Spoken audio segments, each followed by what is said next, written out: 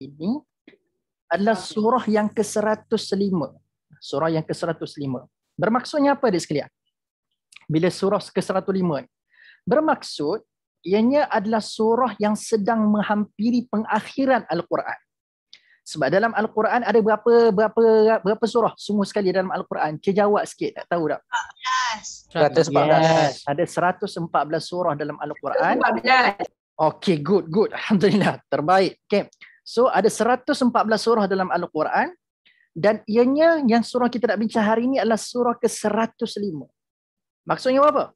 Lagi 10 ke 9 surah lagi nak tamatkan Al-Quran Karim. Maksudnya hujung-hujung dah. Hujung-hujung Al-Quran dah. Hujung-hujung dalam Al-Quran yang kita nak bincang pada hari ini. So surah ke-105. Dan surah Al-Fil juga adalah surah Makkiyah. Okay? Surah Al-Fil adalah surah Makkiyah. Surah Makkiyah ni apa adik sekalian? Ya adik semua tahu. Ada tak ustaz-ustaz sebelum ni ataupun ustaz sendiri pernah bagi tahu tak? Maksudnya apa benda surah Makkiyah ni? Surah Makkiyah tu dia turun sebelum hijrah. Surah Makkiyah turun sebelum hijrah, maka surah Madaniyah turun selepas hijrah. Macam tu. Siapa yang menjawab tadi tu? Kita tak nampak siapakah hamba Allah. Siapa? Lutfi. Masya Allah. Ni gambar ayah ke Lutfi? Gambar ayah Saya buka kat browser sebab saya tak boleh. Kaca ayah, Alhamdulillah.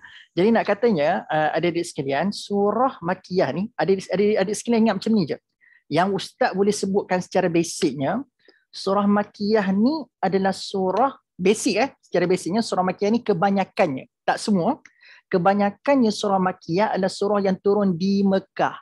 Dan nama pun Makkiyah, dekat Mekah kan. Makkiyah ni turun di Mekah.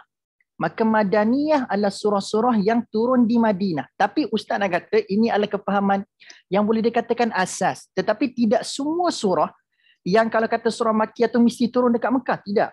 Dia ada banyak lagi ciri-ciri yang kita nak tengok yang memberikan isyarat bahawasanya surah itu adalah surah Makkiyah ataupun Madaniyah. Tapi yang basic yang kita boleh katakan surah itu turun kat Mekah, surah itu turun kat Madinah lah, Makkiyah, Madaniyah. Okey, baik. Ustaz tak nak panjangkan yang benda tu. InsyaAllah ada sesi yang lagi panjang nanti kita akan bincang lagi spesifik. Macam mana kita nak kenal surah tu surah Makkiyah ataupun surah Madaniyah. So ingatkan nanti Ustaz satu hari nanti insyaAllah kalau ada masa yang panjang kita bincang sekejap apa itu Makkiyah dengan Madaniyah. So catat dalam buku 555 hutang Ustaz dengan adik-adik sekalian. So malam ni tak sempat tapi kita nak dapat dah idea tu. At least surah yang turun di Mekah. Baik, adik-adik sekalian, surah Al-Fil ini dia dikatakan oleh para mufassirun surah yang dikatakan berkembar dengan surah Al-Quraisy. Sorry, bukan Al-Quraisy, surah Quraisy. Okay? Surah Quraisy. Surah yang berkembar dengan surah Quraisy. Surah Quraisy ni bila ada sekalian? Surah yang keberapa dalam Al-Quran? Surah Quraisy. Surah yang keberapa? 101. 106, yes, iaitu betul-betul selepas surah Al-Fil. Okay, lepas Al-Fil, Quraisy. Jadi ada para mufassir yang mengatakan, mufassir ni maksudnya ada sekalian, maksudnya adalah ahli tafsir yang mentafsirkan ayat Qurannya. Ada tafsir Ibnu Katsir, ada tafsir At-Tabari, ada tafsir Al-Azhar. Maka yang karang kitab tafsir itu kita panggil sebagai mufassir. Sebut ramai-ramai adik sekalian, mufassir. Mufassir. Yes. Mufassir. Okay. Jadi mufassir sebut ada sekalian, kebanyakan mufassir mengatakan surah Al-Fil dengan Quraisy ni adalah surah yang berkembar. Surah yang berkembar. Kenapa dikatakan berkembar tu? Dia mesti ada sebab. Sebab antaranya disebutkan oleh para ulama tafsir kita, kenapa dikatakan surah Al-Fil dengan Quraisy ni berkembar? Sebab surah Al-Fil dengan surah Quraisy ini adalah tanda Allah menjawab doa Nabi Ibrahim alaihissalam. Ustaz ulang Kenapa para ulama tafsir mengatakan surah Al-Fil dengan surah Quraisy yang sebelah menyebelah ni surah yang berkembar? Kerana kedua-dua surah ini adalah alamat dan tanda Allah memakbulkan doa Nabi Ibrahim alaihissalam. Okay, baik. Doa yang mana? Doa apa yang didoakan oleh Nabi Ibrahim sampai Allah kata Allah memakbulkan doa Nabi Ibrahim dengan menurunkan surah Al-Fil dengan surah Quraisy tu. Jadi kalau nak tahu apakah doa Nabi Ibrahim alaihissalam, ada di semua, ada Quran tak depan masing-masing? Ada tak Quran sekarang? Okey. Ada. Kalau nak tahu surah mana, okey, kan nak tahu doa apa yang dibacakan oleh doa Nabi Ibrahim, kena buka surah Al-Baqarah ayat 126. Okey, cuba buka sekarang, Okey. Surah Al-Baqarah ayat 126. Kita kena tahu benda ni dulu, baru kita boleh pergi bincang spesifik sikit apa yang ada dalam surah Al-Fil tu. Okay, kita kena rungkaikan persoalan kenapa dikatakan oleh para ulama tafsir ni surah Al-Fil Quraisy berkembar. Okay. Baik, dah buka belum? Dia berada pada muka surat 19. Dah. Okay. Muka surat 19 ayat bawah sekali. Ayat yang terakhir bawah sekali. Jumpa Dah jumpa belum? Jumpa. Alright. Okay, kalau dah jumpa, nampak tak ayat 126 tu, surah Al-Baqarah? Macam mana permulaan ayat yang ada semua jumpa tu? Macam mana dia permulaan ayat dia? Wa iz qala Ibrahim. Wa iz qala Ibrahim. Betul. Wa idh qala Ibrahim. So nak katanya adik sekalian, pada ayat 126 surah Al-Baqarah ada terkandung doa Nabi Ibrahim. Sebab tu kalau kita baca terjemahan kan adik sekalian, pada ayat 126 itu kita akan tengoklah Allah menyebutkan, dan ketika Nabi Ibrahim alaihissalam berdoa dengan berkata, wa idh qala Ibrahim. So dekat ayat tu Allah menggambarkan Nabi Ibrahim berkata dan berdoalah kepada Allah, Rabbi ja'al hadha baladan amina. So apakah doa Nabi Ibrahim alaihissalam? Wahai Tuhanku, Rabbi ij'al, jadikanlah hadha, negeri ini, baladan amina. Hadha baladan amina. Negeri ini satu negeri yang aman dan selamat. Okey. Rabbi ja'al hadha baladan amina. Mudah katanya Nabi Ibrahim minta pada Allah supaya jadikan negeri ini. So negeri ini tu rujuk pada negeri apa? Negeri apa? Mekah. Yes, so negeri Mekah. Jadi negeri Mekah yang diminta oleh Nabi Ibrahim kepada Allah supaya Allah berikan kepada negeri Mekah ni keselamatan ataupun keamanan. So itu adalah pertama. Doa Nabi Ibrahim pertama dirakamkan oleh Allah dalam ayat ni. Nabi Ibrahim minta pada Allah jadikan Mekah ni selamat, aman, sentosa. Satu. Tapi tak cukup dengan Nabi Ibrahim minta sekadar Allah bagi keamanan dan keselamatan sahaja dekat negeri Mekah. Disambung lagi dalam doa itu, warzuq ahlahu minas samarati man amana minhum billah wal yaumil akhir. Dalam bahasa mudah kita baca terjemahannya, dia akan kata, berikanlah rezeki dari berbagai-bagai jenis buah-buahan kepada penduduknya. Tapi dispesifikkan kepada orang yang beriman kepada Allah dan hari akhirat. Tapi dalam bahasa mudah adik sekalian, doa kedua Nabi Ibrahim minta ni adalah, dia minta kepada Allah supaya Allah bagi Mekah ni mewah. Mewah. Okay. Kalau ada semua nak mudah dapat nota pada malam ni, dua doa penting yang Nabi Ibrahim panjatkan kepada Allah untuk Allah bagikan kepada Mekah. Dua doa penting. Catat notan. Yang pertama, Nabi Ibrahim minta Allah bagi keamanan ataupun keselamatan. Satu. Keamanan, keselamatan. So Nabi Ibrahim minta Allah bagi Mekah ni aman, selamat. Satu. Yang kedua, Nabi Ibrahim minta kepada Allah supaya Allah bagi Mekah ni bukan sekadar selamat dan aman je, tapi mewah. Selamat, mewah. Selamat, mewah. Itu dua poin penting. Okay? Boleh dapat tak setakat ni? Dapat catat tak nota penting tu? So ini doa yang diminta oleh Nabi Ibrahim alaihissalam. Dan adik-adik sekalian, tak pelik kenapa para ulama tafsir kita kata surah Al-Fil dengan surah Quraisy ni berkembar, sebab surah Al-Fil adalah jawapan Allah terhadap doa Nabi Ibrahim yang pertama. Iaitu apa tadi yang pertama Nabi Ibrahim minta? Mekah ni dapat apa tadi yang pertama tadi? Selamat. Keamanan dan keselamatan. Surah Al-Fil adalah proof, bukti yang Allah dah makbulkan doa Nabi Ibrahim itu. Allah bagi Mekah ni selamat. Dan surah Quraisy pula adalah surah yang membuktikan doa kedua Nabi Ibrahim dimakbulkan oleh Allah. Iaitu apa yang kedua tadi Nabi Ibrahim minta? Lepas dapat selamat. Yes, kemewahan. Sebab itulah dalam surah Quraisy Allah sebut pada ayat terakhir tu, allazi at'amahum min ju' wa amanahum min khauf. So nak katanya, nak tanda mewah tak mewah orang Mekah ni ada di sekalian, mereka ni asal lapar je, at'amahum min ju'. Allah akan bagi mereka dapat makan. Nak katanya adik-adik sekalian, punyalah mewah Mekah pada zaman dulu sebab Allah makbulkan doa Nabi Ibrahim. Asal timbul rasa lapar pada penduduk-penduduk Mekah, Allah bagi makan kat mereka. So dua lah. So keselamatan pada surah Al-Fil, kemewahan ada pada surah Quraisy. Maka sebab itulah yang dikatakan surah Al-Fil dengan surah Quraisy itu adalah surah yang berkembang. Atas faktor Allah telah memakbulkan dua doa Nabi Ibrahim pada ayat 126 surah Al-Baqarah. Okay, baik. Saya tak nak bincang, Ustaz tak nak bincang part Quraisy tu, kita nak bincang part surah Al-Fil saja. So idenya tentang keselamatan.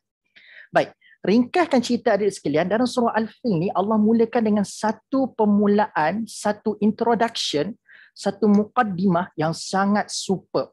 Sangat-sangat luar biasa, sangat powerful. Kenapa? Okay, baik. Macam ayat pertama bunyi surah Al-Fil. A'udzubillahi minasyaitonirrajim. Bismillahirrahmanirrahim.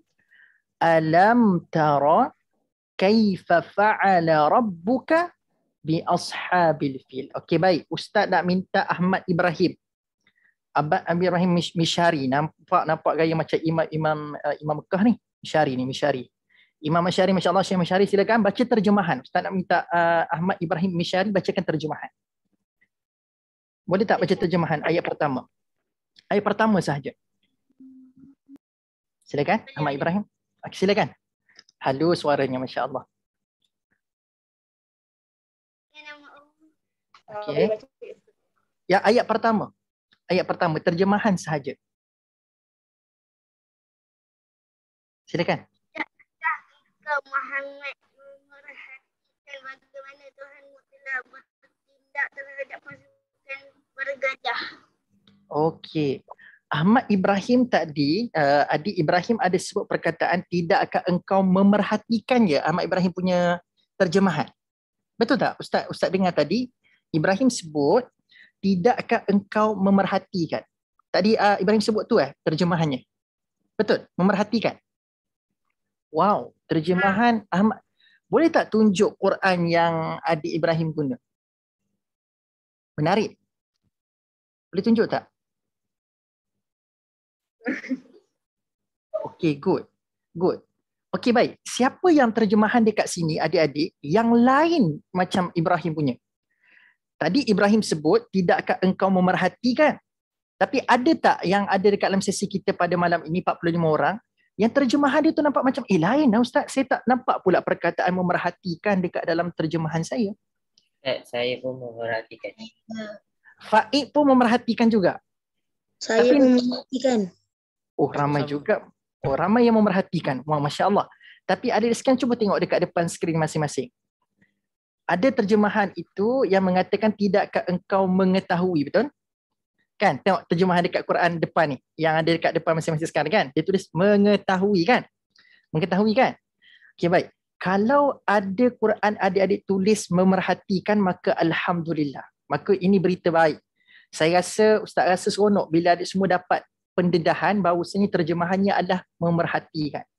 Sebab tak setakat yang Ustaz jumpa, kebanyakan Ustaz jumpa yang mengetahui tu. Jarang Ustaz jumpa memerhatikan. So Alhamdulillah terjemahan Quran sekarang dapat menggambarkan perkataan tara di situ. Sebab tara ni adik-adik, maksudnya adalah melihat ataupun memerhatikan. So betul lah. So apa yang adik Ibrahim bacakan tadi tu bukan salah. Cuma Ustaz nak nampakkan pada terjemahan yang ada kat depan adik sekarang ni pun tak tulis memerhatikan. Itu dia sebut mengetahui. Okay. Kita pegang pada terjemahan memerhatikan. Okay, perhatikan apa ni? Ayat pertama ni. So Allah bagi tahu kat Nabi Muhammad, tidakkah engkau memerhatikan bagaimana aku memperlakukan kepada tentera bergajah? Lebih kurang macam tu dah terjemahan dia. Jadi adik-adik, satu perkara yang menarik dan pelik juga sebenarnya pada ayat pertama ni, waktu Allah menghancurkan tentera bergajah adik-adik, Ustaz nak tahu dan mungkin Ustaz nak tanya juga pada adik sekalian. Waktu ni Nabi Muhammad dah lahir ke belum? Siapa tahu? Belum. Yes. Nabi Muhammad belum lahir lagi pada waktu ni. Betul tak betul? Kan? Nabi Muhammad tak lahir lagi. Jadi adik-adik sekalian, kenapa Ustaz kata ayat pertama ni pelik?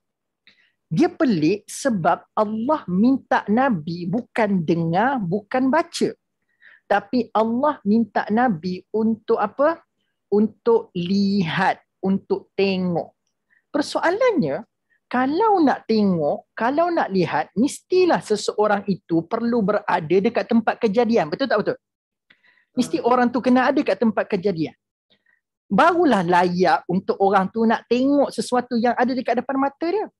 Tapi peristiwa Allah menghancurkan tentera bergajah yang cuba nak serang Mekah ni adik-adik, peristiwa ini berlaku sebelum Nabi lahir ke dunia. Jadi soalan, Ustaz nak minta pendapat adik-adik.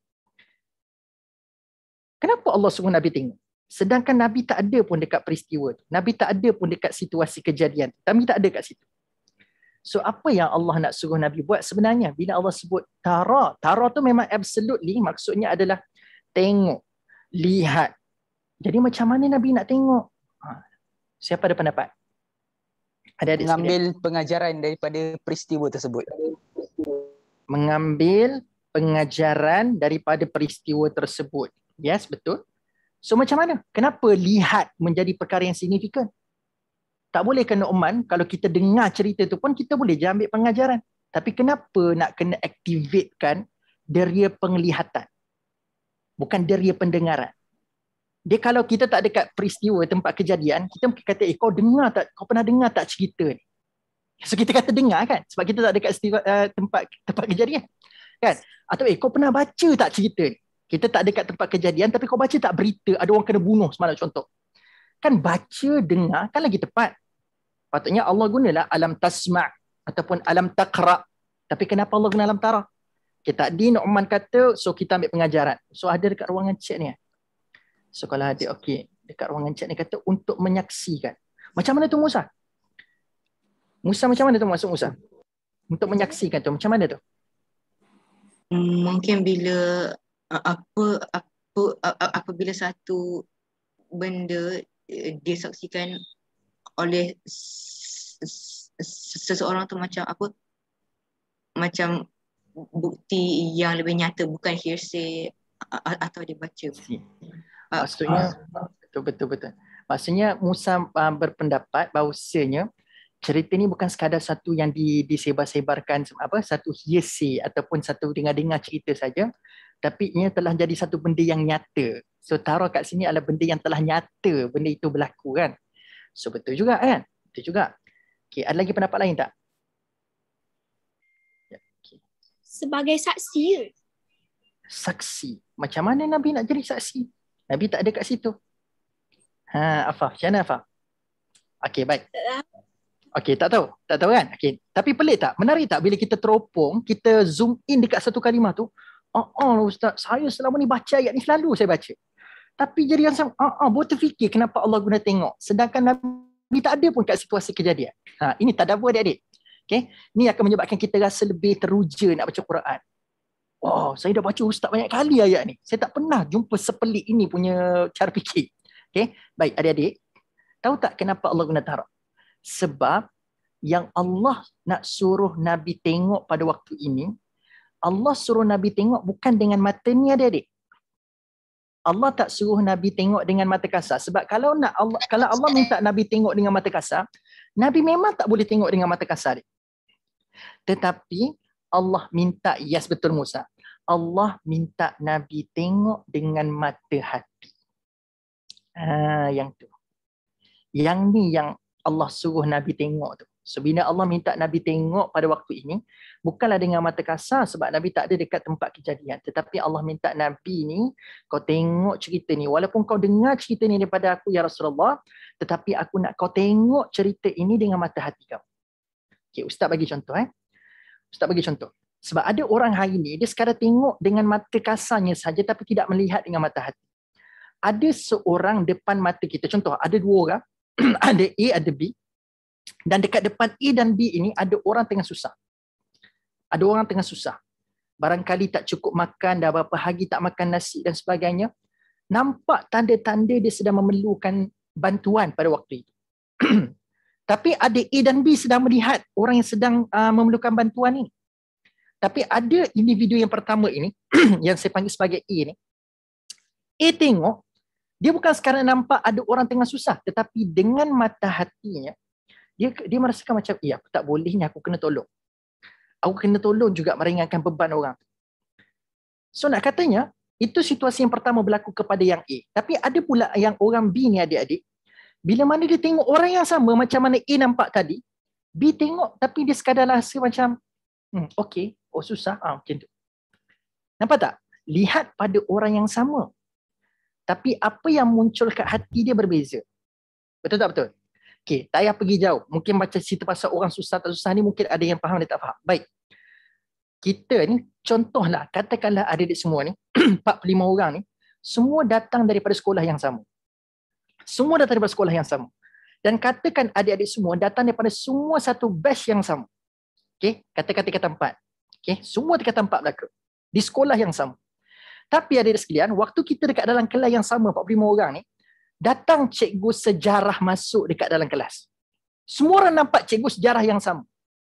Tapi adakah pada waktu itu adik-adik sekalian, semua orang akan rasa, wah, cikgu sejarah dah masuk. Ya, sukanya saya subjek sejarah. Okay?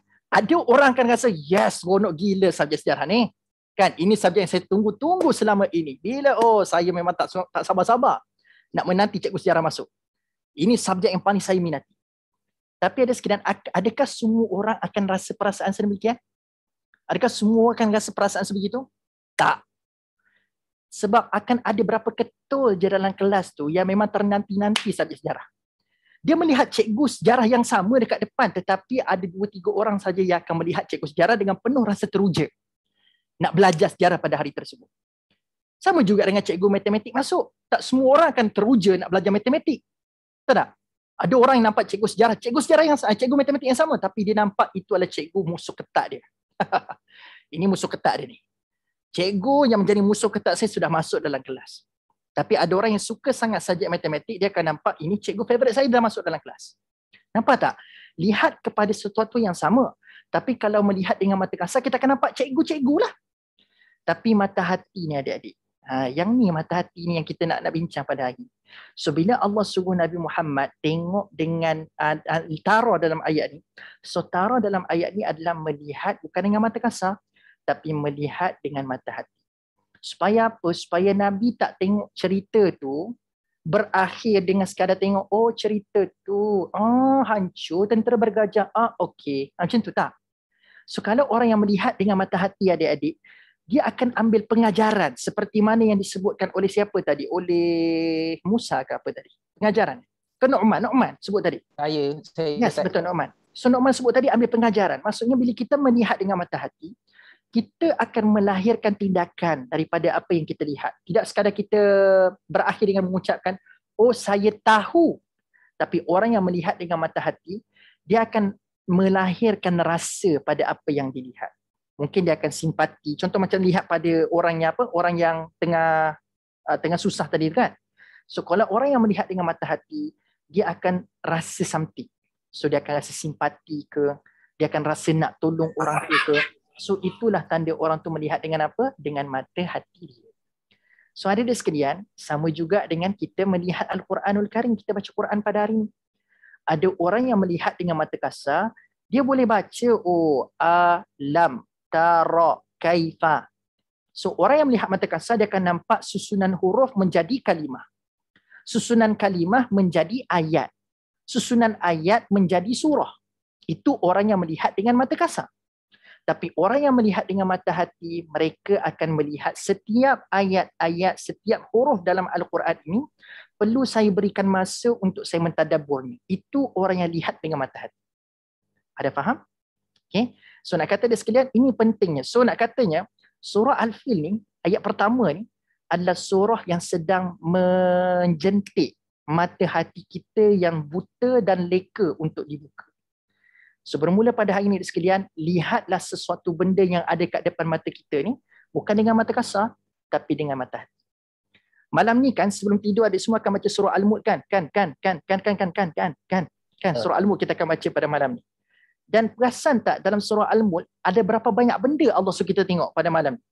Walaupun malam dah gelap gelita adik-adik, tapi surah yang kita nak baca sebelum tidur ni, ada banyak sangat objek yang Allah suruh kita tengok. Cuba senaraikan apa benda yang ada dalam surah Al-Mulk yang Allah suruh kita tengok. Siapa tahu? Ada langit tu tak? Alladhi khalaqa sab'a samawatin tibaqa. Langit. Ada di sana pasal burung. Awalam yarau ila at-tayri fawqahum safatin wa yaqbidun. Betul tak? Cerita pasal burung. So ada cerita pasal langit, ada cerita pasal burung. Yes.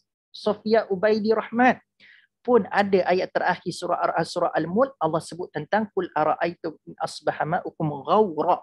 Ada sebut cerita pasal air. Jadi nak kata dia sekalian, ada orang tengok air hari-hari. Ada orang tengok burung hari-hari.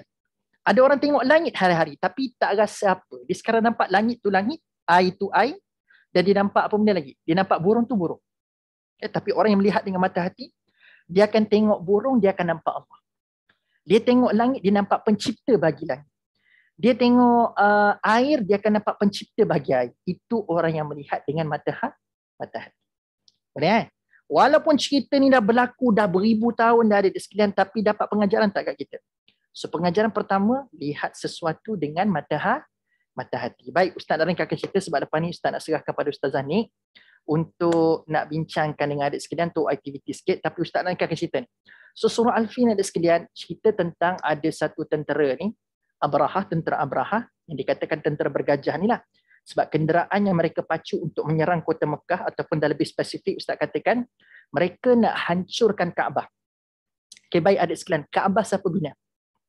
Siapa bina Kaabah? Nabi Ibrahim dan Nabi Allah. Ismail. Yeah. Betul, Allah yang bina, betul.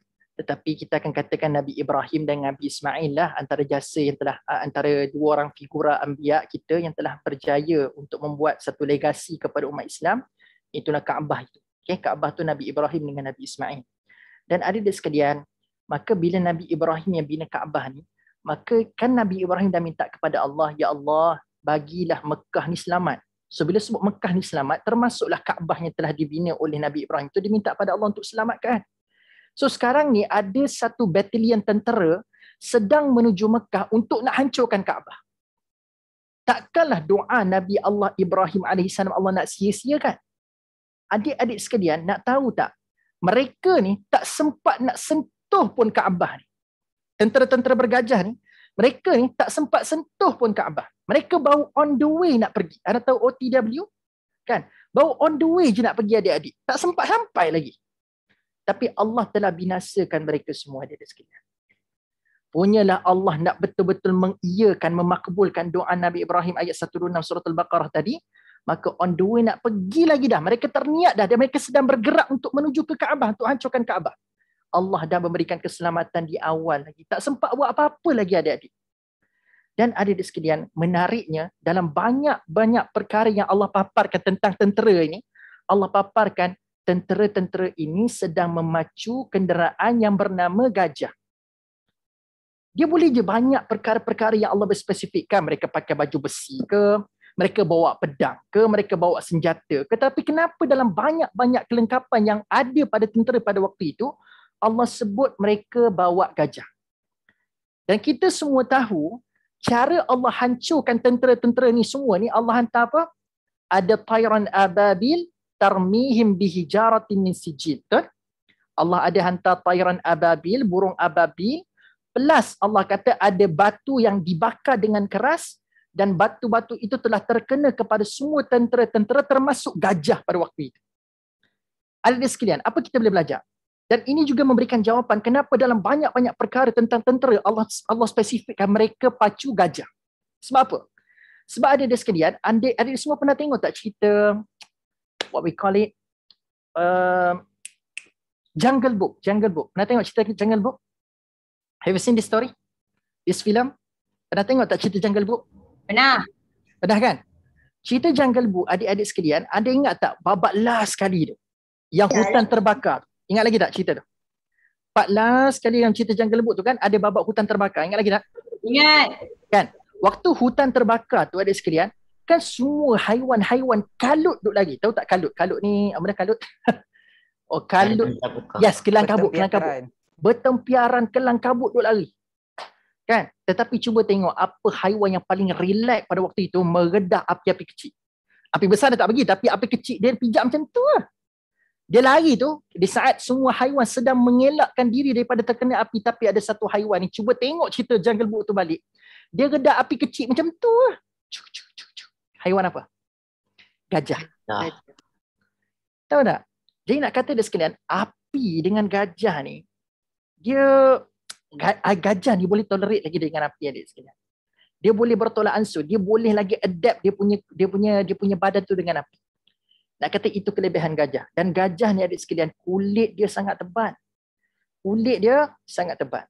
Jadi Allah nak sampaikan kenapa dalam banyak-banyak perkara Allah spesifikkan tentera ni bawa gajah. Sebab Allah kata kehancuran mereka itu adalah dengan batu yang dibakar dengan keras, iaitu batu yang berapi. Maka adik-adik sekalian, kalaulah batu berapi yang telah Allah jadikan, gajah pun tak boleh nak tahan. Kalau kita yang bukan setebal kulit gajah, kerana Allah jadikan api neraka untuk kita, agak-agak kita boleh tahan tak? Tebal mana kulit kita nak dibandingkan dengan kulit gajah kan? Kalau gajah pun tak mampu nak tahan api yang telah Allah bakarnya dengan keras, maka macam mana kita nak tahan? Sebab itu seolah-olah surah Al-Fil ni sedang menegaskan kepada kita, kita manusia ni terlalu lemah untuk nak menahan kepanasan api neraka. Ini isyarat yang Allah hantar kepada kita. Kita memang sekali-kali tak boleh tahan api neraka. Ustaz, saya dah training kat dunia ni, hidup tanpa aircon dan kipas. Tengah hari pun saya boleh tahan, Ustaz. Saya perhimpunan kawat kaki KRS dekat sekolah dulu, saya duduk kawat tengah-tengah panas. Matahari tu atas saya je, Ustaz. Saya boleh tahan ni, tak ada masalah lah. Panas tu kacang putih je untuk saya. Tapi adik-adik sekalian, hebat macam mana pun kita boleh tahan panas, ketahuilah. Kerana Allah jadikan api untuk menyiksa manusia, kita memang tak boleh untuk tahan. Boleh faham tak?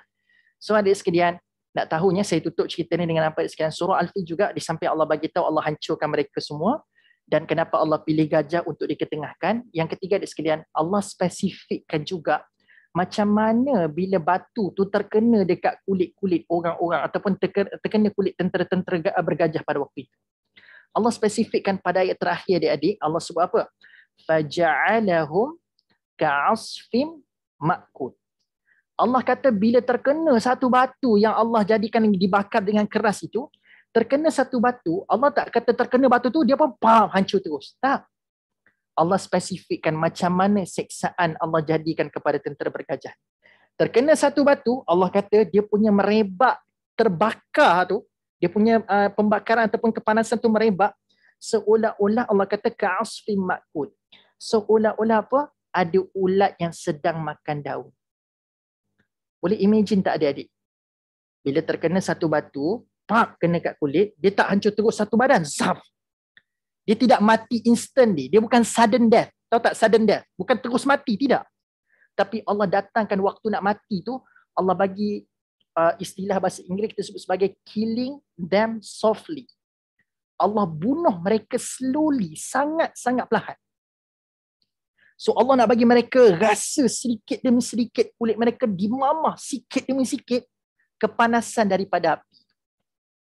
Kalau terus satu batu kena dan mati terus, seksa dia seketika je, dah mati lah.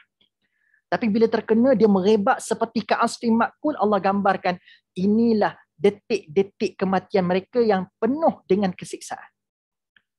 So nak katanya adik-adik, ini adalah cerita orang yang cuba nak hancurkan legasi Nabi Ibrahim, yang orang ni pun tak sempat nak apa-apakan pun Kaabah pada waktu itu. Maksudnya mereka sedang menghina satu legasi ataupun syiar umat Islam, menghina syiar Islam dan tak sempat apa-apa, tapi Allah dah hancurkan dah. Adik-adik sekalian, apa syiar Islam yang ada untuk kita pada hari ini? Apa dia? Yang dikaitkan dengan Kaabah yang yang dijaga oleh Allah waktu nak kena serangan tentera Abraha. Apa kaitan Kaabah dengan kita pada saat ini? Apa kaitan dia? Kaabah tu apa? Pada kita. Yes. So kiblat ni kita akan cari waktu bila adik-adik? Solat. Waktu kita nak solat kan? Dia adalah kiblat kita dan kita akan cari waktu kita nak solat. Adik-adik, Ustaz nak bagi satu pesanan terakhir.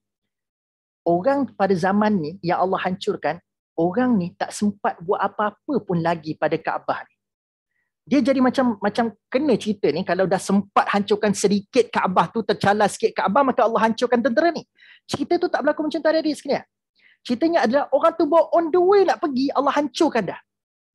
Kalau orang-orang bawa on the way nak pergi hancurkan Kaabah pun Allah dah hancurkan. Agak-agak kita hari ni tak hormat syiar kita sendiri iaitu solat yang berkait rapat dengan Kaabah yang kita duk halakan kiblat kita tu adik sekalian. Agak-agak Allah berhak tak nak hancurkan kita kalau kita tidak hormat institusi solat. Cuba jawab soalan saya. Berhak. Kan? Kalau Allah boleh hancurkan orang yang sedang berniat dan sedang menuju untuk menghancurkan Kaabah, takkan Allah tak boleh nak buat perkara yang sama kepada orang yang menghina institusi solat itu sendiri. So walaupun cerita ini berkisarkan tentang tentera bergajah yang telah dihancurkan Allah, tapi pengajaran untuk kita hari ini adalah jangan ulang kesilapan yang sama seperti mana orang-orang terdahulu. This is how we read kisah-kisah dalam Quran. Get the point, adik sekalian? So surah Al-Fil bukan sekadar kita nak tahu sejarah ataupun cerita di sebalik surah ni. Tapi apa pengajaran yang kita nak dapat? Ingat lagi tak ayat pertama? Melihat dengan mata hati. Cerita. Okay? Kalau orang yang melihat dengan mata kasar, dia akan tahu, cerita. Tentera bergajah. Oh, kena hancur. Okay. Hancur macam mana? Oh, kena hancur seperti mana ada ulat yang sedang makan daun-daun. Oh, okay. Dia tahu je. Tapi yang melihat dengan mata hati, apa tindakan saya kena buat selepas saya tahu cerita ni? So, lihat sesuatu dengan mata hati. So, bolehlah. So, begitulah kot adik sekalian. Ustaz nak menambahkan makna pada adik sekalian pada sesi malam ini terhadap surah-surah yang bukan surah-surah pun, surah yang ada di semua hafal tu, iaitu surah Al-Fil. Mudah-mudahan lepas ni kita baca surah ini bukan sekadar kita nak tahu, tapi kita nak melihat dengan mata hati kita supaya kita datangkan rasa ataupun ada yang sebut dekat ruang komen tadi, feel kepada apa yang kita baca dan hafal tu, insya-Allah. Jadi tanpa bermasa, saya minta maaf pada Ustazah ni. Tadi dah masuk lambat kan? Masuk lambat tu ada sebab. Okay? Ustaz masuk lambat tadi sebab Ustaz terconfuse dengan klinik tadabbur siswa. Sekarang tahu tak, tadabbur center ada lancarkan 2 program. Ada klinik tadabbur remaja, klinik tadabbur siswa. Kan siswa ni untuk abang-abang universiti lah. Adik semua ni adik sekolah menengah dengan sekolah rendah kan. Jadi kalau klinik tadabbur siswa dia start pukul 9 malam. Klinik tadabbur remaja start pukul 8 malam. Ustaz tertukar. Sap ni tu. Itu yang termasuk lambat tadi adik sekalian. So minta maaf So insya-Allah lah. Muju Ustazah Nik ada tadi. So Ustazah Nik mungkin ada some activity nak buat adik sekalian. So Ustaz serahkan kepada Ustazah Nik, insya-Allah. Okay, baik Ustaz. Terima kasih Ustaz Syahmi di atas ilmu yang Masya Allah. Banyak adik-adik kita dapat. Masya Allah. Sekarang ni bila kita baca surah Al-Fil, kita bukan sekadar nampak, sekadar baca, bukan sekadar tahu lagi gajah dihancurkan. Tetapi kita faham makna surah Al-Fil tu adalah kita dapat lihat kebesaran Allah. Kita dapat rasa kekuasaan Allah. Kan adik-adik? Okay, insyaAllah untuk selepas kita dah belajar macam mana surah Al-Fil, apa kita faham intipati, apa yang Allah sampaikan daripada surah Al-Fil. Jadi insyaAllah untuk aktiviti sikit je lah kan. Akak nak bagi akak ke ustazah, tak tahulah nak bahasakan apa. Kita bersantai-santai sikit, insyaAllah kita akan lakukan aktiviti yang mudah saja, tapi aktiviti ni memerlukan imajinasi sikit. Kita gunakan bayangan mata hati. Boleh guna mata hati juga. Okey. Jadi adik-adik boleh sediakan dulu. Alat ni hanyalah kertas dan juga pen ataupun pensel. Alat tulislah. Kertas boleh, buku nota boleh. Okey. Saya bagi masa dululah untuk adik sediakan.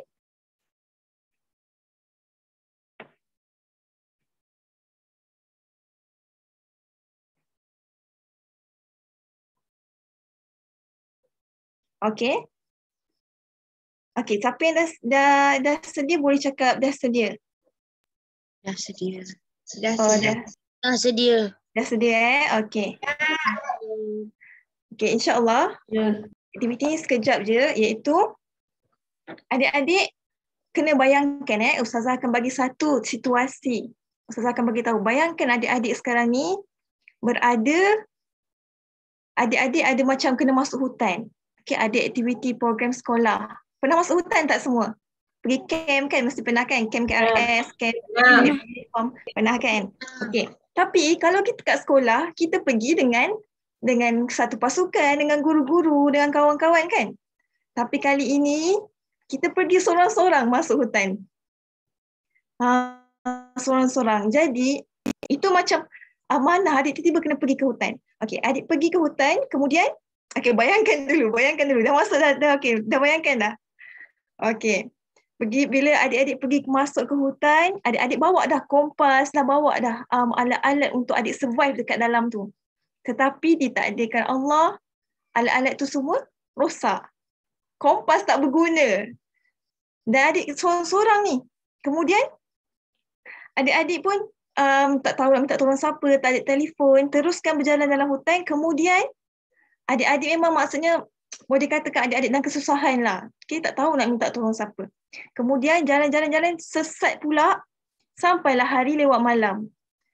Dan lewat malam dan malam gelap gelita, tiba-tiba adik-adik ternampak seekor binatang. Binatang ni sangat menakutkan. Seram tak? Okey, binatang ni sangat menakutkan. Adik dah tengah takut, tengah sesat seorang-seorang, malam-malam pula tu. Lepas tu adik-adik nampak seekor binatang yang sangat menakutkan, ganas dan sangat seram. Okey, sekarang ni tugasannya adalah tuliskan apa dalam fikiran adik-adik semua, binatang apa yang adik bayang-bayangkan tu, yang adik takut adik jumpa dalam keadaan gelap. Adik jumpa dan tulis dekat kertas binatang yang adik fikirkan, yang menakutkan diri adik-adik. Kemudian tuliskan juga ciri-ciri. Okay? Yang pertama, tuliskan binatang tu, binatang apa yang adik bayangkan. Boleh juga lukis, sesiapa yang ada kreativiti boleh lukis. Dan kemudian senaraikan ciri-ciri. Ustaz kena stay at home. Terima kasih Bapak Sultan. Itulah, kita duduk kat rumah je, kita kurang tengok apa yang ada kat luar. Jadi kita gunakan imajinasi kita. Okey, adik-adik bayangkan dan lukis ataupun tulis. Kemudian yang paling penting adalah ciri-ciri binatang tersebut. Apa yang menakutkan cik adik-adik? Cik.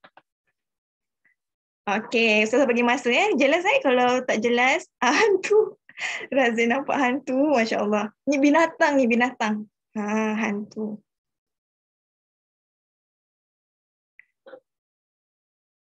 Hantu ni kita baca ayat kursi, dia dah lari dah.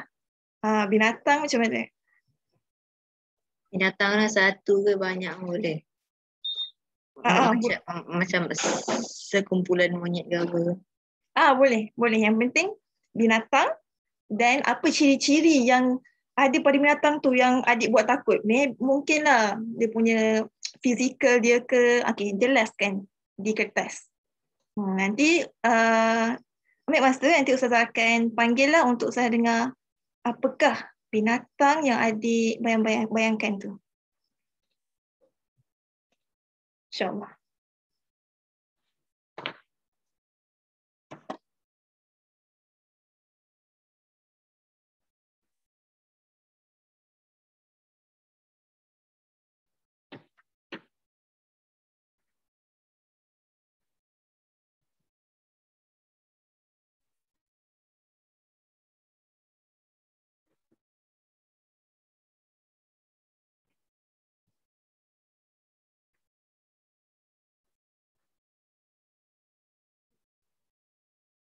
Okey, saya bagi dalam masa berapa adik-adik nak?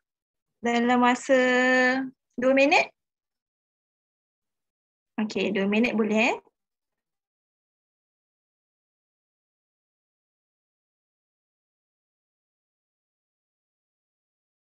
Bayangkan, gunakan imajinasi.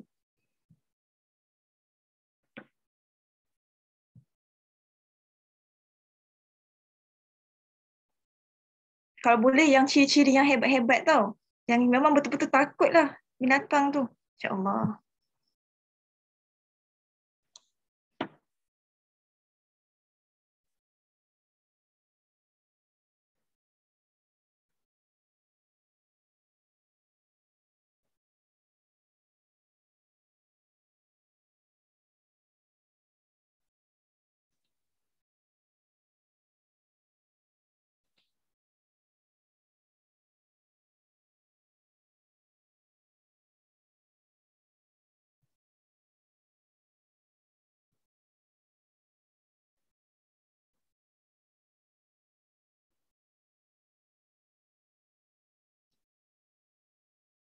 Nu'man tak ada idea.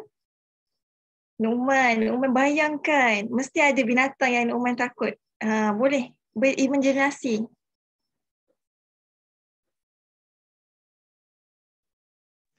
Dia dah siap tu rasanya. Ramai siap dah tu. Dah siap dah? Okey. Jadi kalau semua dah siap, kalau sesiapa yang dah siap, boleh berhenti. Dah siap kan semua? Senang je ni. Sesiapa yang nak bagi tahu ataupun bentangkan pada kawan-kawan apakah yang dalam fikiran dan imajinasi adik-adik semua masa sesat dalam hutan, lepas tu jumpa binatang tu. Dan Ustazah nak tahu ciri-ciri binatang tersebut.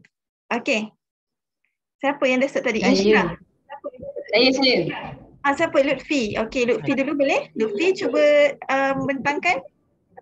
Apa binatang yang Lutfi jumpa? Apa? Binatang dia hanya mempunyai kepala. Masya Allah. Lepas tu dia ada muka dia creepy. Muka creepy? Lepas tu dia tak ada kaki.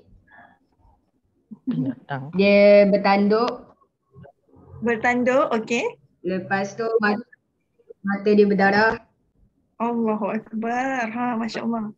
Lepas tu dia punya kuku dia tajam. Kuku dia tajam. Betul.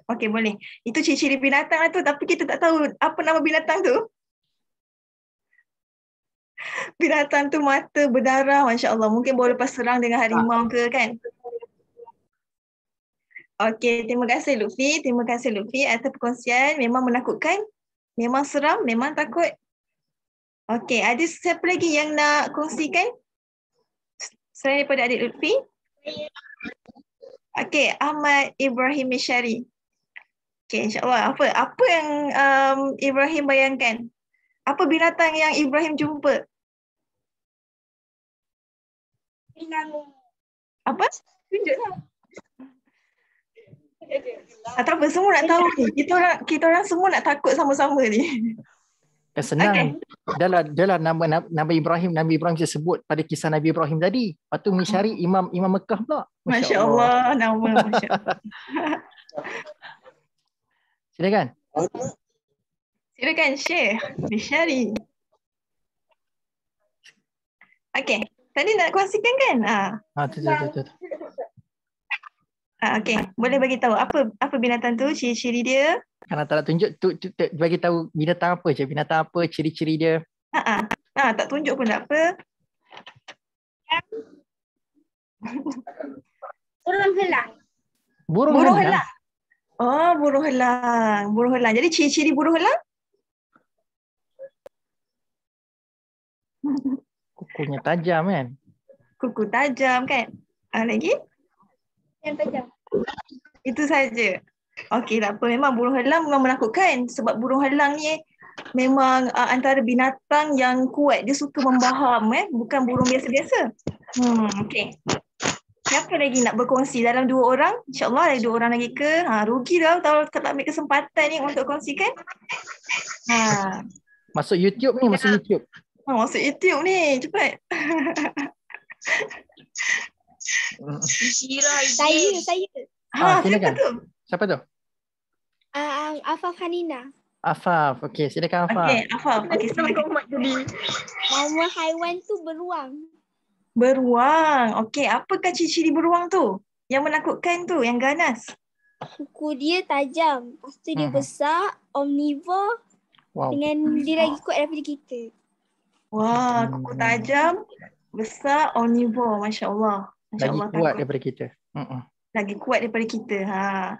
Memang takutlah. Siapa lagi? Terima kasih Afaf. Tu ada Musa nak tu. Musa, silakan. Dia siap chop tu. Saya lepas Afaf dia kata. Ya. Musa cepat. Silakan. Senario dan senario dan haiwan daripada Musa. Apa kita berjalan dalam hutan, apa lepas tu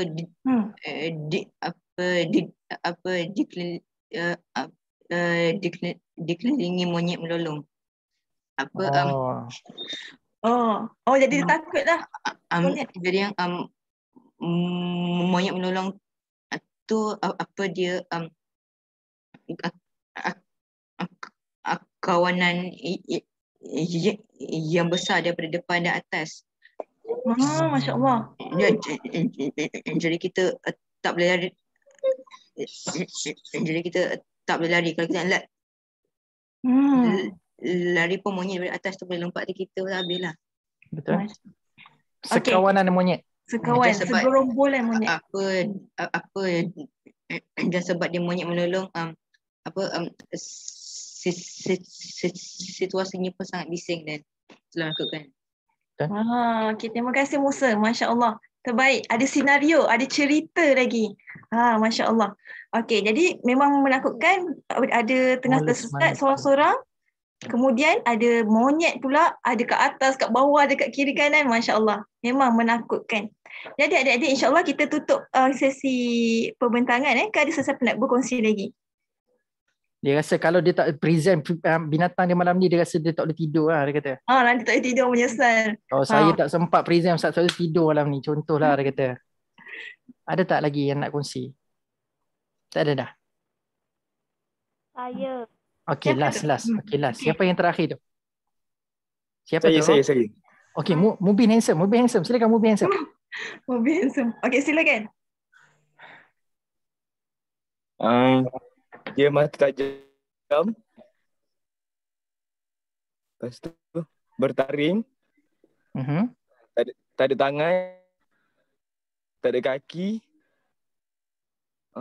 Berekor. Binatang apa dia tu? ular. Dia bagi clue dulu. Okay. Ular. Nama dia ular. Okay, apa ciri-ciri dia tadi lah menakutkan? Ciri ular anaconda ke besar? Okay. Mubin handsome? Mubin handsome itu saja? Jangan lupa unmute tu. Ada apa lagi ke? Okay, Dato', maksudnya ular lah yang ditakuti oleh Mubin kan? Ya. Okay, Masya Allah. Okay. Ular gedung yang sangat berbahaya. Masya Allah. Okay. Baik, terima kasih atas semua perkongsian adik-adik semua. Terima kasih memang. Masya Allah. Jadi, terima kasih atas perkongsian semua adik-adik. Ustazah Masya Allah memang gembira dapat dengar reaksi dan respon daripada semua adik-adik. Masya Allah. Memang menakutkan lah. Ustazah pun dah rasa berdebar-debar ni. Jadi, insya-Allah kesimpulannya, nak bagi tahu atas aktiviti kita pada malam ini, insya-Allah adik-adik, walau sehebat mana pun binatang-binatang yang kita gambarkan, takut macam mana pun, ciri-ciri dia contoh kuku panjang kan, kuku panjang, besar, lebih kuat daripada kita. Tetapi ingatlah bahawa binatang-binatang tersebut pun ada penciptanya. Ada penciptanya. Siapakah pencipta ular, pencipta beruang besar tadi? Siapa? Allah. Allah Subhanahu Wa Taala. Allah lah yang menciptakan semua binatang tu. Walaupun binatang tu besar berganda-ganda daripada kita. Begitu juga dengan macam tadi kita belajar pasal gajah kan. Gajah pun penciptanya adalah Allah Subhanahu Wa Taala. Jadi kesimpulannya dekat sini, insya-Allah untuk sama-sama kita ambil pengajaran adalah jangan kita sesekali takut kepada makhluk. Mungkin kita ada takut, tetapi sebagai seorang Islam, sebagai seorang Muslim, dia mesti letakkan takut Allah nombor satu. Takut Allah nombor satu. Okay? Tanamkan di dalam hati, kita takut Allah nombor satu. Allah lah yang menciptakan semuanya, segalanya. Allah menciptakan alam ini. Okay? Jadi pengajaran pertama adalah kita mesti letakkan takut Allah nombor satu.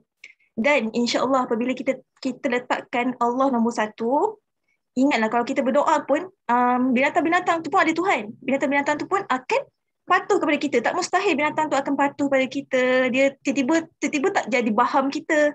Dia harimau depan mata kita kan. Tiba-tiba harimau depan mata kita. Kita minta pertolongan Allah. Boleh baca doa Bismillahilladzi la yadurru ma'asmihi syai'un fil ardi wala fis sama'i wa huwas sami'ul alim. Doa ni bagus untuk perlindungan kepada kita. Jadi nak cakap kat sini adalah Allah lah pelindung kita yang pertama. dan pencipta segala-galanya binatang-binatang tersebut. Okey, jadi tanamkan ketakutan pada Allah nombor 1.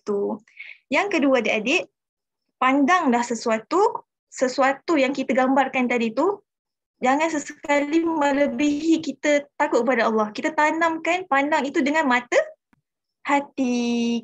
Macam Ustaz Syahmi kata tadi kan, kalau kita pandang dengan mata hati, kita pandang sesuatu tu, kita tak nampak benda tu. Kalau mata kasar kita memang kita nampak binatang yang hebat macam tu kan. Tetapi kalau mata hati kita akan nampak pencipta binatang yang hebat tersebut. Dapat tak adik-adik? Okey. Jadi yang kedua, pandanglah alam dan semua perkara dengan mata hati dan kita nampak penciptanya adalah Allah. Itu sahaja insya-Allah untuk klinik tadabbur remaja dan aktiviti yang kita pada malam ini. Semoga dapat memberi manfaat kepada adik-adik, okay? Dan kita dapat terus menghayati walaupun surah pendek kan Al-Fil, tetapi perasaan dan kesan kepada diri kita ni berbeza. Kita menjadi orang yang lebih takut kepada Allah, lebih takut kepada azab Allah Subhanahu Wa Taala. Okay, itu saja insya-Allah Ustaz Syahmi, itu saja. Terima kasih pada Ustaz Hani kerana buat satu aktiviti yang memberikan kesimpulan ringkas terhadap apa kita pelajari tadi. Okay, baik adik-adik sekalian, tadi Ustaz nampak ada yang nak tanya soalan kan? Cuma malam ni kita dah lebih masa, kita dah 9 suku dan Ustaz rasa mungkin tak semua, mungkin sebab ada yang guna phone parents yang mungkin dia limit dia 1 jam je parents bagi untuk kita bersiaran ataupun kita usrah pada malam ni. Jadi Ustaz kena hormati, ada yang guna handphone parent dan sebagainya. So kita tamatkan, cuma siapa yang nak bertanya, Ustaz dimaklumkan adik semua ada dalam satu grup WhatsApp, betul? Semua ada dalam satu grup WhatsApp kan? Kan? Tak. Tak ada? Tak ada grup WhatsApp? Tak. Tak. Ada antaranya penjaga lah dalam tu. Oh, penjaga saja. Okey, baik. Why not? Penjaga yang mungkin ada dekat dalam grup WhatsApp tu, kalau kata ada nak bertanya, cuba boleh ajukan soalan di situ. Kalau kata ada tu, nanti kata bagi tahu, saya nak tanya pada siapa, Ustaz Hanik ke, nak tanya Ustaz Syahmi ke, so boleh tanya dekat dalam grup tu, insya-Allah. Kalau Ustaz berkelapangan ataupun Ustaz Hanik berkelapangan, kita akan cuba respon persoalan tersebut, boleh? Kan tadi nampak Musa kot yang nak bertanya tadi kan?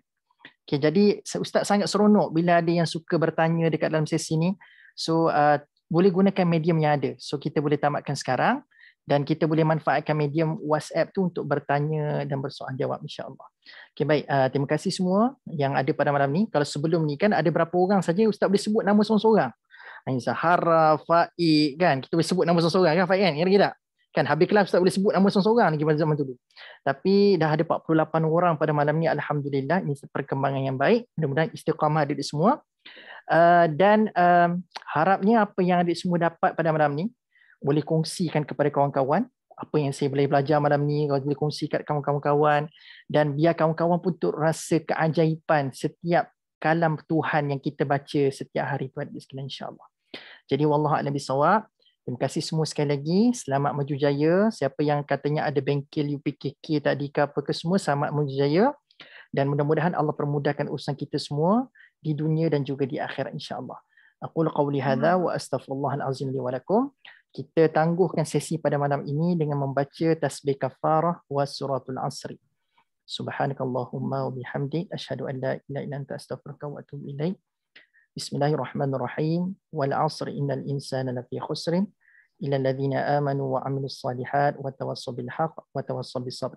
Sampai terima kasih pada sekalian, terima kasih juga pada ibu bapa yang sudi support daripada minit yang pertama sehingga minit yang terakhir, sudi pinjakan phone dan sebagainya. Ucapkan terima kasih pada mak ayah adik sekalian yang telah bagi sokongan untuk ada dalam sesi KTR pada malam ini insya-Allah. Okay, jumpa lagi adik semua. Assalamualaikum. InsyaAllah, Kak Atika minta untuk bergambar.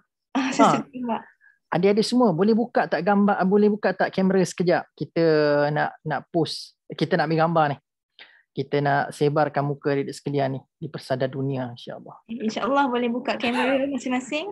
Tak adalah, kita nak bagi motivasi kat adik semua yang lain. Ada remaja-remaja yang masih berminat untuk tahu Al-Quran. Ini petanda baiklah. Okey. Munculkan wajah adik semua di kamera. Dah ke? Ada lagi ni yang tak buka kamera ni. So buka kamera sekejap. Kita bergambar semua ya. Sekejap je kita ambil gambar. Okey dah. Ada Aisyah Munawwarah, ada Adrina. Buka sekejap. Okey, silakan Atikah boleh kira. Orang semua nak senyum paling comel sekali. Yang paling comel sekali. Okey, silakan. 1, 2, 3. Musa tutup muka. Musanya tutup muka. Musa. Musa, oh malu tu kot. Dia punya trademark kot Okay, tak apa. It's okay. No 1, problem. 2, Okay. 3. Alright. Okay. Dah Ustazah Atikah? Dah. Alhamdulillah. Okay, terima kasih semua. Jumpa lagi. Assalamualaikum. Terima kasih Ustaz. Salam. Bye. Bye. Terima kasih Ustaz. Okay. Solat Isyak tau. Terima kasih. Terima kasih Ustaz. Bye. Terima kasih Ustaz. Sama.